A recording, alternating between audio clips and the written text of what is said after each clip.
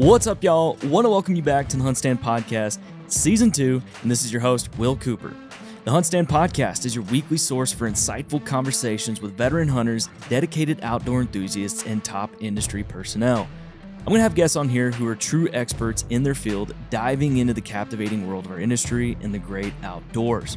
With each episode, you, the listener, will receive invaluable knowledge, tips, and guidance on how to enhance your skills in the wild and in life.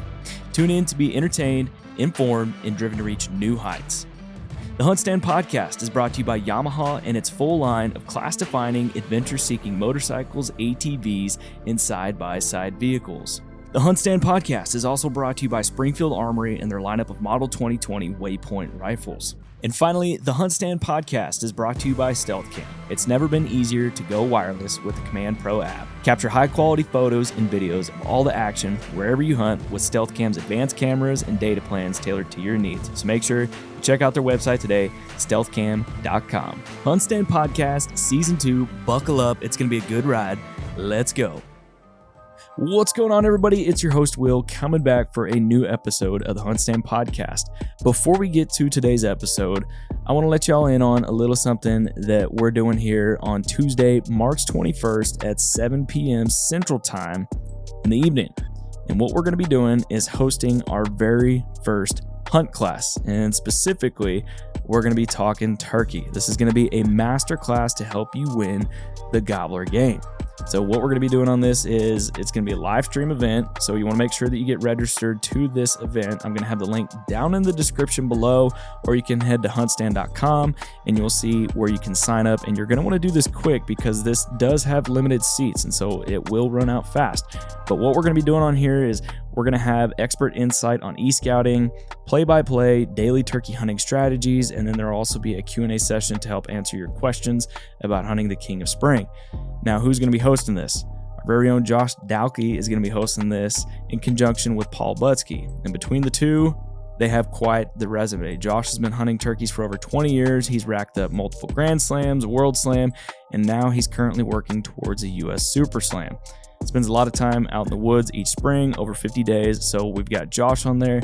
And then with Paul, now those of y'all that don't know Paul has quite the resume as well. His experience in the turkey woods spans more than 50 years, and he's taken home the most prestigious awards as a turkey calling champion. He's a two-time winner of the Levi Garrett All-American Open, Masters champion, 6-time U.S. Open champion, 3-time NWTF Grand National champion.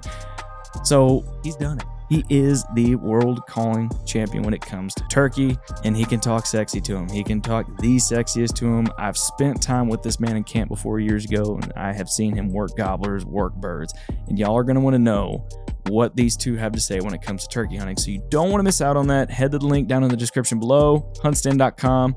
Make sure you get registered before we run out of space. Tuesday, March 21st at 7 p.m. Central. So first hunt class, don't miss out on it, y'all. For today's episode, we are going to be talking to Mr. Bill Winke. Now, for those of y'all that don't know Bill, he's an accomplished outdoorsman and hunting expert who has spent more than 30 years pursuing his passion for hunting in the outdoors. He's best known for his role as the founder and host of Midwest Whitetail. And so throughout his career, Bill has served as a leading authority on deer hunting and habitat management. So we're going to get him on here to talk about shed hunting, and not necessarily just how to find sheds or tips and techniques to find sheds. He's going to share a little insight on that, but we're going to talk more on the purpose and implications of shed hunting. You know, what's the purpose behind shed hunting? Why do we do it other than just having fun? So I'm not going to go into that too much because we're going to talk to Bill about that. We're going to get his story. And again, y'all, we just want to thank y'all for tuning in to the HuntStand Podcast. You got lots of different options out there, so thank you for listening. Support has been awesome. And if you haven't yet, make sure you download the HuntStand app. We've got the free version, we've got Pro, and then new this past fall, we got Pro Whitetail. So if you want to unlock all the features of HuntStand, upgrade today. So I'm going to quit rambling, and here's our man, Bill Winke. All right, well, Bill, first and foremost, welcome to your first time on the HuntStand Podcast. Yeah, my pleasure. Thank you. Thanks for having me. Yeah, man, absolutely. I'm glad we were able to, find some time to do this. And specifically, we're going to talk about shed hunting here in a little bit. But what I like to do, I know a lot of people know you already, but for those that may not, kind of tell us a little bit about yourself. It's this little thing I call 30-foot tree stand view of who you are, man. So tell us about yourself. It goes back quite a ways. I started writing for hunting magazines in 1990, Mm-hmm. and so I did that exclusively along with photography. I did a lot of photography for the hunting industry, and then in 2008, I started a digital video series called Midwest Whitetail, and I ran that through 2017, and then I sold it and kind of hung on for a little while. And then I took a couple years away just to catch my breath and get recharged. And last summer, I started a new series, YouTube series on the Bill Winke YouTube channel called Bow Hunting Whitetails, and then another one that we just recently launched called Dream Farm. Excuse me. And Dream Farm really focuses on land, buying, selling, purchasing, or fixing up, the land management. We won't do a ton on the buying and selling. Mm-hmm. We're going to spend most of the effort on, how to improve land that you own. But we do have some elements of that too, because Dream Farm, for a lot of people, that means putting it together. So that's like I said, it's on the Bill Winke YouTube channel, so you can find pretty much everything that has to do with me right there for now. And I still write a little bit, not as much as I did way back in the day, but just a little bit here and there. How long ago did you start hunting? How long has that been a thing for you? Is that, 6, 7, 8 years old or older? Yeah, I mean, I started hunting as early as I could, sneak into the woods with a BB gun. Yeah. That's the kind of hunting that I started with. And then probably, I think I had my first 410 at, I'm going to say maybe age 11. Okay. And then I had a 20 gauge, an old Model 12 20 gauge the next year, like maybe age 12. And then I'd say maybe it was age 13 roughly that I got my first 12 gauge. So I just kept kind of moving up. But it was in my blood right away. Some people, they come to it, and then they're like, I don't know if I like this or not. It's like, man, I loved it, from the very second I started. I don't know why. I mean, different people say that, this is just in my blood. But right from the start, I was in love with it. And I loved fishing too, but for some reason, hunting was just something else, above fishing even for me. Yeah, it's kind of funny. We've all got similar stories, I would say, in the hunting industry. For a lot of us that work in the hunting industry, that's kind of a thing I've seen getting to do a lot of these podcasts. Is it seems like that's the start, or some people even got to it later in life and now they have that career. So when did you first pick up a bow? I think I know I didn't have a driver's license yet.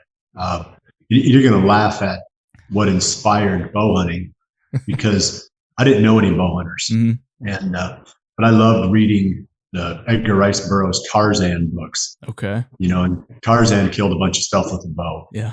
And I thought, well, if Tarzan can do it, then surely my 14-year-old mind equated that I could do it too. So I saved up whatever money I could and ended up buying a Bear Whitetail Hunter. Do you remember that bow? I mean, that might be way before your time, but no, the old school wheels, right? Okay, yeah. So it was one of the first truly mass appeal compound bows, and so I bought that when I was 14, and I owned it for a few years. Never killed anything with it. Then eventually, I stepped up to a Browning Safari, a big wood handled bow. You're kidding me? I had the same one. You had to use two hands to hold the grip. It was monstrous, dude. They were giant. The riser was solid wood, so the grip was huge. So that was bow number 2, and I've still got it. I don't have the Whitetail Hunter anymore. I sold that in order to buy the Browning bow, but I've still got that Browning bow. But yeah, it's funny. We look back now at the stuff that we used. I had on that Whitetail Hunter, I had a Bear weather wrist, and there's like adhesive back, little rubber finger. You just stick it on the side of the riser. Well, about every 4 or 5 shots, mine would fall off into the grass. I'd reach down and pick it up and stick it back on the riser again, then go back to shooting. And no sights, shooting fingers, of course. And I'm trying to think what year that would have been. Probably let's see, 76, 77, somewhere in there. So pretty early in the popularization of compound bows, and the accessories weren't much. Yeah. And I think it was, like I said, a little rubber self-adhesive back rest, and shooting Easton 1819 or 1918, the arrows weighed almost as much as the bow, just logs. So it was obviously a way different than our experience today. And I didn't know anybody that bow hunted. And even when I went off to college, I only knew one person, like personally knew only one person who had ever killed a deer with a bow. And that would have been 82. So even as recently as 1982 in Iowa, there just wasn't common at all. No. So the learning curve was you'd say it was steep, but that would assume that you're learning something. So I'm going to say it was flat because we weren't learning anything. we went deer hunting and just failed. Like every kind of way you can think of failing, we failed, never succeeded. So there wasn't much of a learning curve. It was just flat failure. But it again, it was just in my blood. Something about the arrow in the air, and you've heard people like even Ted Nugent has said, the mysterious flight of the arrow. Yes. Just something about the arrow that really drew me. And I shot some deer with the gun over the years, but it always came back to bow hunting for me. Mm-hmm. Same here. Well, no, man, the thing you're known for, of course, is deer and deer hunting. And so what I want to talk to you about today is shed hunting, and not specifically, obviously we like to do it for fun. It's a great way to get kids and family in the outdoors or do it with friends and buddies. But I also want to talk about the implications of shed hunting and more or less what's the purpose behind it rather than just having fun. But to kind of get us started, you've got your own farm. Kind of run us through, some different ways that you like to attack shed hunting as soon as that first snow melt starts to happen. I had a really, really good shed hunting mentor, if you want to call it that. Mm-hmm. A guy named Lee Murphy. Anybody that knows Lee, they'll start chuckling right now. I mean, Lee had some kind of a disability pension from his whatever he had been doing prior, or something with the railroad. Mm-hmm. So he didn't work. So he would literally spend 2 months a year, plus just shed hunting every day. Wow. So Lee knew everything about shed hunting, and he made it really simple. He said, well, where are the deer right now? I'd say, well, they're in like these three locations. He said, well, that's where you're going to find the antlers. So I was like, well, it pretty much simplified it. It's like, well, they're bedding up here and they're feeding over here and they're using these trails in between. And he said, well, go to those places. He said, you don't need to walk every corner of your farm, just hoping to trip over an antler somewhere. Focus on the places where the deer are living now. And one of the things he cued on was fresh droppings. He said, you can look at sign and be distracted maybe by old sign, but his whole thing was, you show me fresh droppings and I'll find you some shed antlers. So that was kind of his mentoring, and for sure that's worked. I wouldn't call myself a great shed hunter, but that's what I fall back on. I'm just too impatient. I do want to wander every last corner of the farm. I'm looking up in the trees trying to figure out, would this be a good spot for a tree stand? And I might step on an antler. That might be how I find it. But the guys who are really good at it, they do what Lee was saying is they figure out where the deer are at in, say, late January through, mid-March. And that's where they spend their time.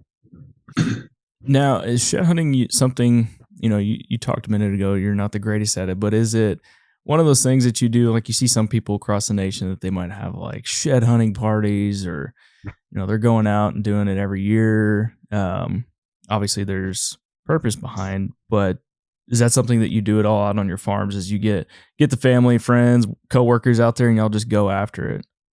Yeah, I had on the farm that I sold, that farm had a lot of deer on it in its prime, a lot of bucks. I mean, it was kind of a dream farm, so to speak, we're talking about that topic. But I didn't want the antlers just to go to waste. So I had a group of neighbors, and they would walk it, and they would make big parties out of it. They'd have their family. So it wasn't my family that was focused on it, Mm-hmm. or me. I might be in my office working, and they'd be out walking my farm. But I remember the best year, they found 176 antlers, and I think they found 3 of them that were over 80 inches. Might have been even more than that. Wow. One that was over 90 inches, a clean 5-point side. Just some giants, that made you wish that you were a shed hunter, because finding stuff like that's like finding gold. But oh yeah, I just didn't have the patience for it. Mm-hmm. I was so busy, for a lot of that time. I mean, somebody had to pay for that farm. That was the problem. It's one thing to say, oh, I want the stream farm, but then you also got to figure out how to pay for it. So Mm-hmm. I spent a lot of time working when I would have liked to have been out there playing. But that was kind of the farm in its heyday.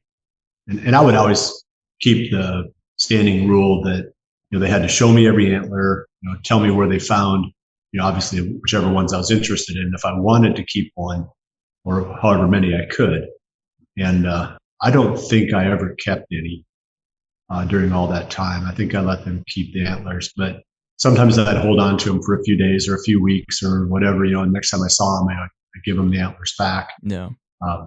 For me, some people just love sheds, like the antlers. Yeah. And I love hunting the deer. So, for me, once the deer is dead, he's a whole lot less interesting to me. So the antlers are only like that carrot that gets me into the chase. Mm-hmm. And once the chase is over, I'm still proud of the deer that I've killed, but a lot of it's just being in the right places, hunting areas with great genetics, great age structure. It's not really a measurement of how good you are as a deer hunter. It's fun though. I mean, I'm not going to say that killing a deer with big antlers isn't fun, but you hate to take that too seriously. So I try not to put too much emphasis on the antlers, I guess is my point. Yeah. I tried not to put too much emphasis on the sheds either, even though they were cool. To me, the chase, Mm-hmm. the pursuit, that's what I was really addicted to. So you say you're not worried about the antler, but you're more concerned about the story that it tells you where you find it, though, right? That's right. There's a whole purpose behind that. So kind of tell us about that purpose. I'm going to tell you a shed hunting story first, because I have been a serious shed hunter once in my life. And okay. There was a really big deer living on the farm.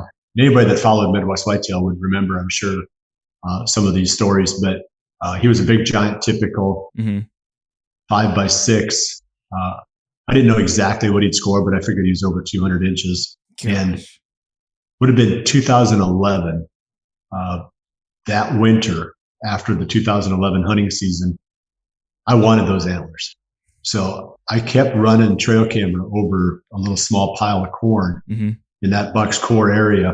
And I would check it every day. I'd go in there at noon, pull the card, and almost every day he was on there, with both sides. And then finally one day came, and I'm like, I recognize that face, because he had, coloration on his nose. Real distinct. I recognized there's no antlers on his head. So right away I got a hold of like 3 or 4 people and said, we're going in, we're going to find those antlers right now. We're not going to take any chances that, somehow, a coyote grabs them and runs off, or, squirrels might start chewing on them, or heaven forbid, somebody might trespass and grab them. But I didn't really have issues with that, because we were in there so actively. My friends were, hunting the place so aggressively. Yeah. But I just didn't want the antlers to get away. And we went in there within an hour and a half. We had them both, and they were both within probably 150 to 200 yards of the camera. Man. In separate directions, though, like opposite directions from the camera. One this way and one that way. Yep. But also, it was right in that deer's core area. I mean, where I found one of them was where I think he bedded most of the time. Mm-hmm. And then the other one was found out in an open field where he fed most of the time. So, that was also where I had all my fall encounters with the deer, not necessarily where he spent the summer. So that's kind of where we're coming back around to this whole thing about, what you can learn from shed antlers.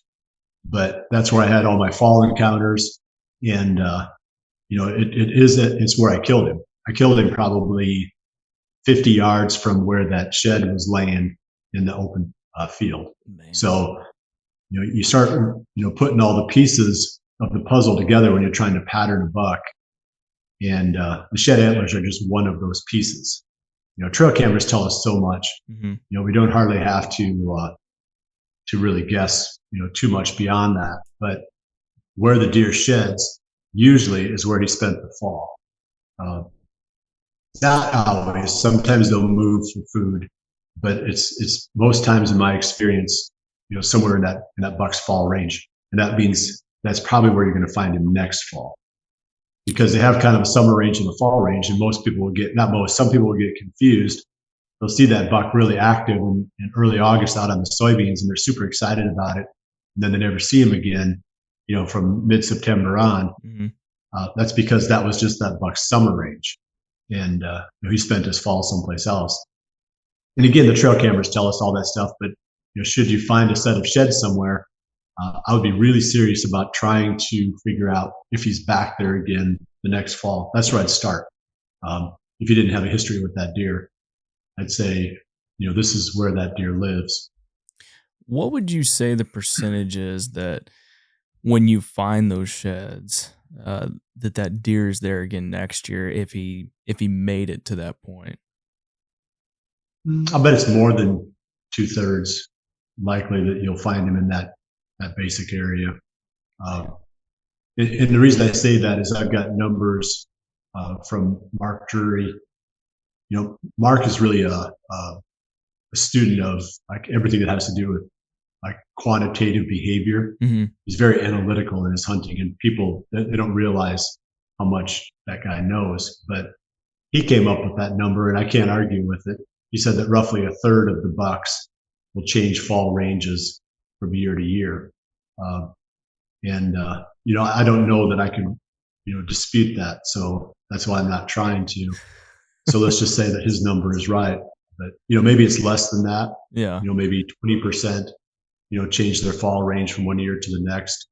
But the likelihood is well above 50% that where you found a buck one fall is where you're going to find him again the next fall if he's still alive. Right. And we're talking about, a lot of times that's going to tell you where that deer lived at that time. The other part is of shed hunting.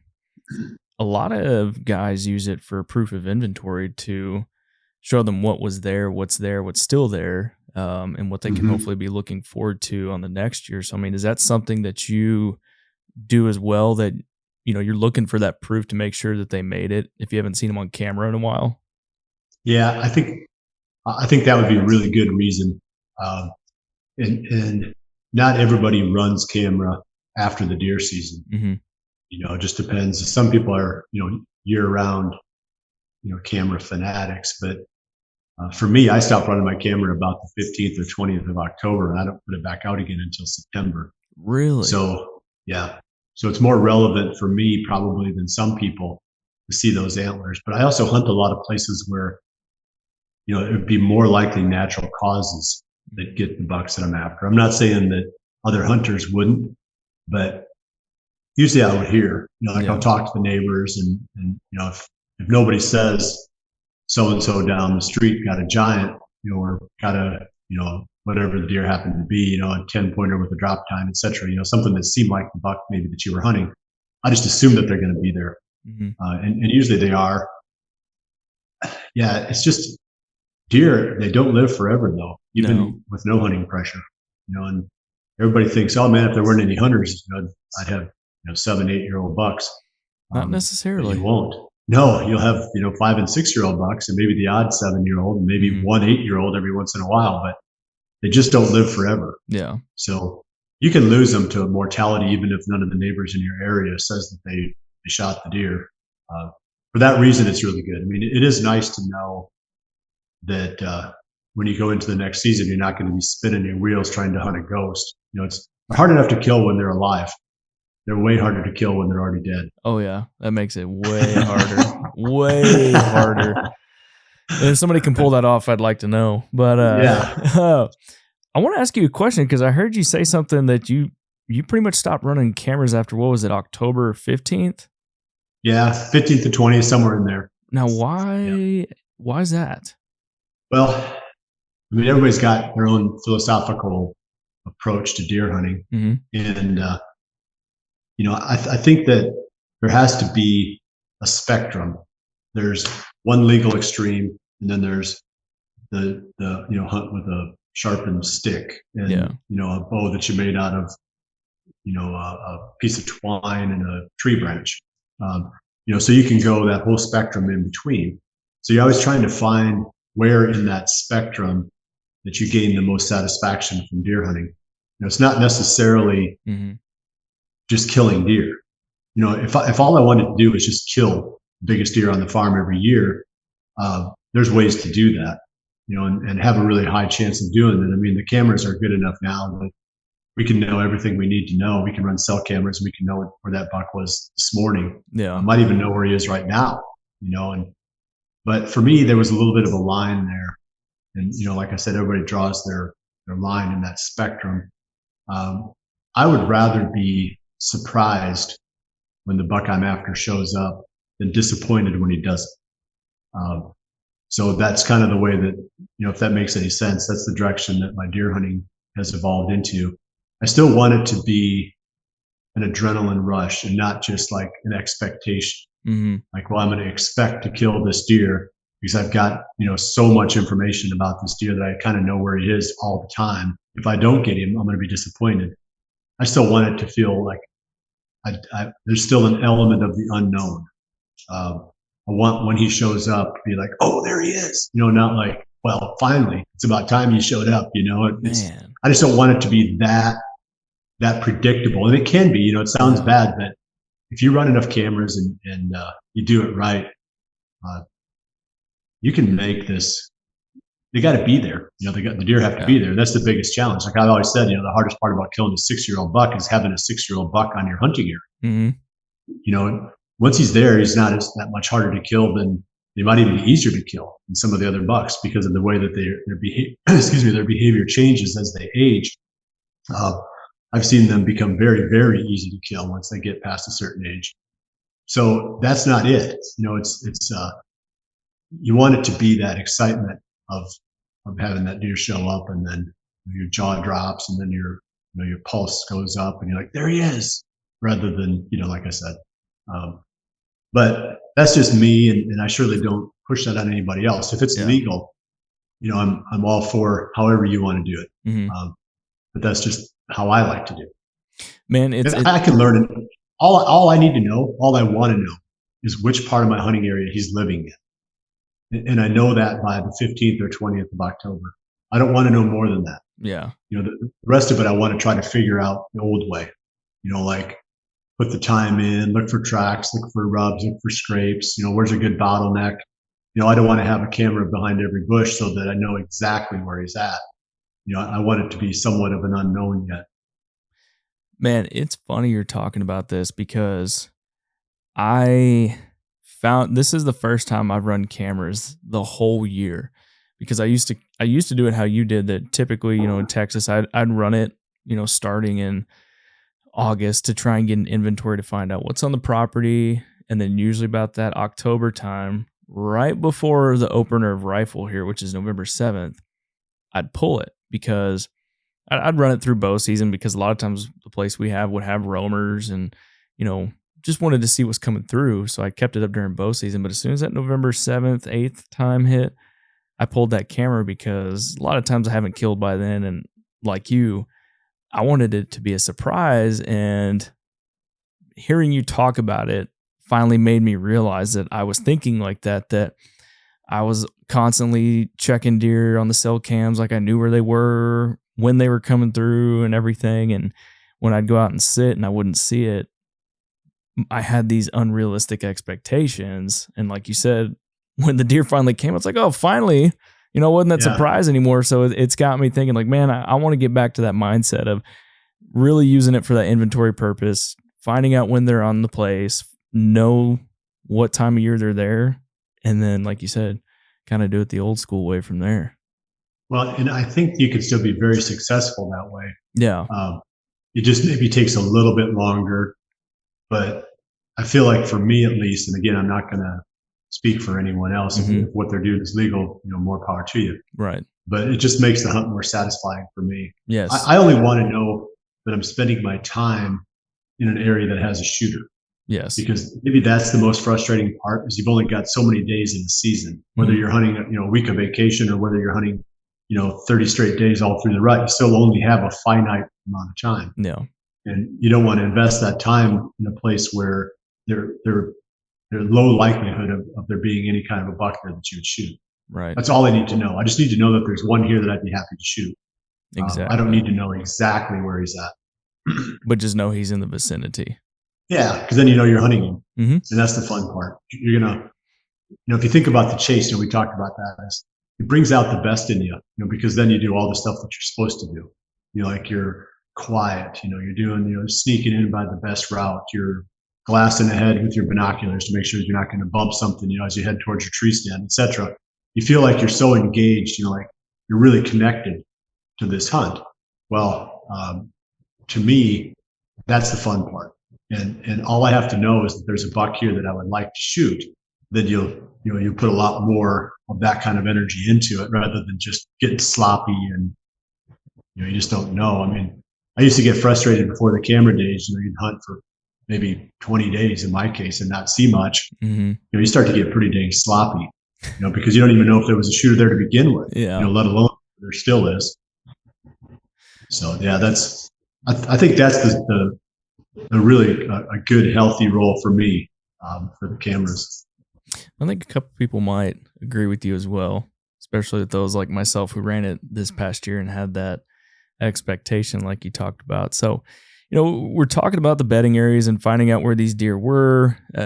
Talk to the listeners a little bit about, you find that shed and it's in an area that you want to hunt. So what I'm getting at is, when you find that shed, how are you looking at the area from either boots on the ground perspective or from a computer's perspective, or, in this case, a HuntStand app perspective, right? But how are you looking at that to approach the next fall? Well, and again, this is more of an evolution of my own philosophy of deer hunting. I feel like you have to be hunting spots where the deer don't know that you're hunting them. Okay. So that's rule number one, is like, let's say I figure this deer spends a lot of his time in an 80-acre area. Mm-hmm. Now I'm trying to figure out whether I'm pulling up the app and studying the aerial photos, the topo maps, some of the other layers on there, some of the crop history, et cetera, et cetera. There's so much information there. That's what people don't get about that HuntStand app, is there's layer upon layer of information that you can pull. Yeah. It's not just an aerial photo. So I'm trying to learn as much as I can about that area, with maybe not trying to figure out where he's going to be necessarily, but how can I get in and out of the area where he lives without him knowing? So that's really what that's the real heart of the hunt. And to me, that's the chess match. That's the fun part. That's the game that I enjoy playing, is how can I hunt a buck for a whole season without him knowing? Yeah. And that's why it's fun to pick one deer too, if you can, because it becomes a personal quest then. Oh yeah. And being able to put that puzzle together. It starts with knowing roughly what area he lives in. The next step is almost the last step, and that is, where can I hunt him without him knowing? Mm-hmm. And obviously, there's a lot to that. That's where the whole the meat and potatoes of hunting whitetails is, how do I hunt him without him knowing? I mean, we could write 50 books about that. Oh, abso-freaking-lutely we could do that. Oh my gosh. So, you find this shed and you're looking at this area, you're learning it, and you're trying to figure out how to hunt that deer without him knowing, right? I mean, let's talk about that meat and potatoes a little bit, like, give the listeners kind of I guess you could say a 30,000 foot view of what that meat and potatoes looks like. I think, I were talking before the podcast that, when you find that shed, you're kind of looking at different areas like the creeks and ditches and ridges and saddles where you found that shed and approaching it for the next year. I mean, how does your mind kind of begin to turn when you're looking at that? Well, and it's sort of the same. If you're hunting sheds, what you're really doing is postseason scouting. And that's why I'm such a bad shed hunter, because I'm really scouting 90% and shed hunting 10%. The antlers are just an excuse to get me outside doing what I should be doing. And that's figuring out what are the entry and exit routes for me into this area. So I'm scouting backwards. It's kind of the song that I sing a lot is, scout backwards. Don't look for sign and figure out how to hunt it. Look for the bulletproof entry and exit routes, and then look for the best spots along those. Because, let's take that 80-acre area, and you've got a 5-year-old buck on there that's in there quite a bit. Maybe he spends 40% of his time in that 80 acres. He's on his feet during the day one day. How many trees did he walk upwind of during daylight that he was on his feet? 100, 700, 1,500. So there's not one best spot to kill him. You can kill him a lot of different places. Maybe there's some spots that the odds favor, because maybe there's some funnels. He's more likely to go a certain way through them or, whatever.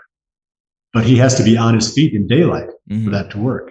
He's only going to be doing that if he's moving naturally, which means he can't know that you're hunting him. So I don't focus on, where to sit as much as I focus on how to get in and out, because then if he's on his feet, time is on your side. Another analogy, and I started doing a lot of land consulting, with people, and I'm always trying to maybe challenge their thinking about, how do you hunt your farm? Another analogy I use a lot is, let's say you've got a little flat sandstone rock, and you want to make a hole in it, and you've got a lot of options. Like, well, the hammer would make the quickest hole, but the likelihood of busting that rock up into 12 pieces without getting a nice clean hole is pretty high. And that's when you find the hottest sign and you go plunging into the middle of your 80-acre area. You're taking the hammer to the sandstone, trying to make a hole in it. Well, what if you just took water and poured it, real, out of a cup? And it just, over time, it just erodes away. And then, granted, it's not a hunting season, but let's just use that analogy. Pretty soon you've got a hole through it and you haven't broken that rock. So that's kind of where I say that, you're just trying to do it in a way that you're not breaking your hunting area and letting time be on your side, rather than, trying to force things. The only time I think it makes any sense to force is when you're running out of time, that your hunting vacation is almost over, or, there's going to be a van load of people coming into the public hunting area this coming weekend. Maybe I should make my aggressive play now. Other than that, I'm always thinking in terms of how can I hunt this area without the deer knowing, and then just letting time, work in my favor. I like it. Speaking on pressure, I think a lot of people probably, they look at shed hunting through a couple of different windows. And some people are worried that if they go in looking for sheds, that they're going to bump those deer out and they're never going to be back. I mean, what's your experience or perspective on that? They'll come back. The only risk you've got there is, I know guys that hunt them in like public parks and stuff, where they don't have access on the private land around there. Yeah. So they're afraid they're going to bump the deer off and he's in the shed, his antlers on the private land, where they can't go to get them. So that's more their concern, is not necessarily they're going to impact it, for a fall, hunting scenario, but more purely from the standpoint of finding the sheds. So they're always trying to play that game of, how long should I wait? If I wait too long, somebody's going to beat me to them. If I don't wait long enough, I can run this deer off and he's in the shed someplace else. I think I would be less concerned about impacting the huntability of that deer from shed hunting than I would be about any other reason for not doing it. Some people don't like doing it when it's super cold out, and that's a good idea because of the stress. Yeah. Stress. That's true. You're already in trouble, or they could be in trouble, and now you're chasing them around, potentially chasing them around. So I know some people shy away from those times when it's really cold. Yeah. Or they're, the food is really on the low end or something like that. You can introduce stress. That's true. But I would never worry about the huntability. That people will argue with me on that, I'm sure, but it's silly. I'm not calling them silly. I'm saying the idea that something that you do in February is going to change the behavior of a deer in October. It's just not going to happen. Yeah, and I'm right there with you because I mean I've been on some ranches here in Texas that March and April we're hunting on that property for turkeys, and landowners like, oh, don't go back here to this area, and it's like, well, why is that? Well, that's the bedding area. That's where the deer always are, and if you go in there, it's going to screw up my hunting for the fall. I'm like, is it really though? That's like really? 6 or 7 months away. I know. In Texas, that might be 8 or 9 months away. Yeah, like that deer's not going to remember that. He's just going to hear a really horrible sounding turkey come through here, and maybe a boom or a bang later on. Yeah. No, I think if you're in there all the time, during the off season, I'm not saying that, if you shed hunted, 30 straight days in a buck's bedding area, that maybe you wouldn't have some long-term effect on him, but just making a few passes through. If they were that sensitive, I don't know where they would live, because there's almost no place in the real world where there's no human interaction. Mm-hmm. Yeah, exactly. Yeah, they all live in Canada probably. Yeah. So I kind of want to talk about looking at shed antlers from a health perspective. If a deer has a pretty bad break, let's say, it's an indicator of that deer's health. So have you ever had an instance where you've recovered sheds and you have found essentially a reoccurring theme of bad breaks indicating bad health? Has that kind of shifted your focus when it comes to planning and preparing food and nutrients for the fall at all? I think some of that is genetic, like antler density. But I don't know enough about that one to answer from that standpoint, but I will take it on a different tack. And that is the health of the deer when he sheds. Yeah. Sometimes you'll find really early sheds, and that is something to be nervous about. If they're shedding in December, for example, in the Midwest, I've seen some deer do that. Just genetically, they're wired to do that. That's just their timing. But a lot of times that's a sign of stress, or in some cases, an actual injury to that deer if they shed really early. Another thing to be a little bit worried about too is if you find an antler with a big chunk of bone on the base. Yeah. That damages the pedicle. And I'm not the world's greatest at this either, but I do know that a certain percentage of those bucks with damaged pedicles don't grow a nice antler from that base ever again. So you always got to look at that kind of with a grain of salt too. It's like, dang it, found the buck I was after, but there's like a 1.5 inch chunk of bone, stuck on the base of this. And that can be a couple things. I've seen it be brain abscesses, that soften the skull, and that killed the deer later. But also sometimes, who knows, maybe they were just sparring. One buck ripped the other one, his antler out. I don't know, but it's usually not good when you find an antler with a big chunk of bone on it. You mean, let me pull it off here. Kind of like this guy right here. Yeah. Is that an example of that? I guess. I mean, that's what I would say. I couldn't even begin to tell you what happened to this guy right here. I mean, he's got some freaky stuff. It was actually, this is a low fence property that we have here in Texas, and it's 14 scoreable points on this thing. I mean, I think something happened like that. I wouldn't be a bit surprised if you had gone back a year and found the sheds out that buck with that right side somewhere in his recent past had a big chunk of bone attached to it that he took part of the pedicle off. And it's kind of crazy how resilient these animals are when it comes to stuff like that. Well, the thing that really amazes me is the wounds that they can live through. And I'm not even saying like human inflicted. We had a buck, I don't remember the year, maybe 17, maybe. It showed up in the food plot in early November, and he had a gash from, basically just right underneath, his chin, all the way down to the point of his brisket. Wow. Where the little tuft of hair is. Mm-hmm. And it was laid open, and it was all green for that whole stretch. Oof. And when he walked, he couldn't run. He would walk, and just like the green stuff would just like fall off there. It's just nasty. And I thought, he was a nice 10-pointer, probably would have scored maybe 130, 135, And I thought, man, I really should just shoot that deer. But, if I shoot every one I see that's a little bit wounded, I'm not going to have any tags left for, nature runs its course. Yeah. And it doesn't mean it's my job to be, nature's executor. Mm-hmm. So I let him go, and we saw him and we found his antlers early drop, like we're talking about. Got trail camera pictures of him in January, and his neck was about that big around. Whoa. It just had shriveled right down to nothing, just basically the bone and maybe a little bit of meat, but the skin had started to kind of, whatever happened there, whether the skin pulled together, which I doubt, but he started healing. Well, then that next fall, there was an 8-pointer in that buck's range, and I thought, gosh, he's got a familiar look to him, but I couldn't put 2 and 2 together. Yeah.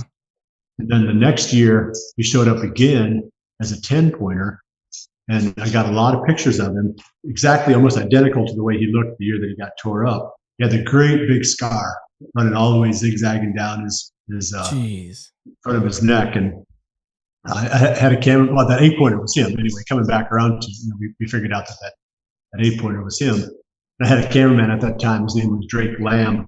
And Drake was just desperate for me to try to hunt him. And I said, that'd be like seeing a cancer survivor stepping off the sidewalk and you speed up your car to run him over. He's getting a pass. We're not hunting that deer. Yeah. What he lived through.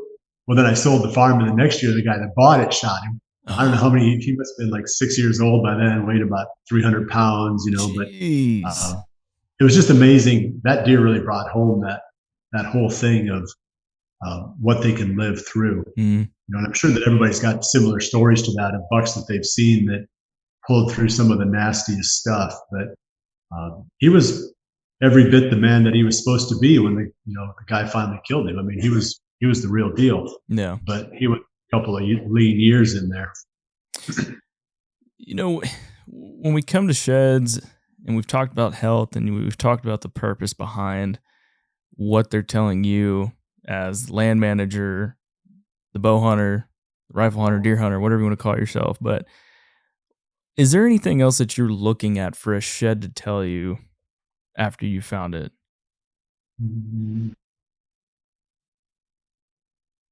Not me personally. I think before the trail cameras, I think that sheds they had more of a story to teach. Mm-hmm. Trail cameras have kind of trumped everything now.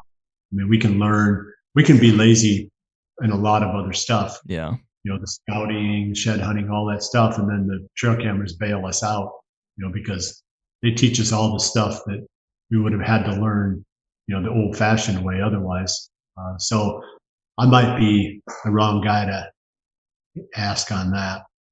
I know there's biologists that probably have a better answer to it. Like if they look at the antler and it's got these characteristics, that means this, I don't know that stuff, I guess.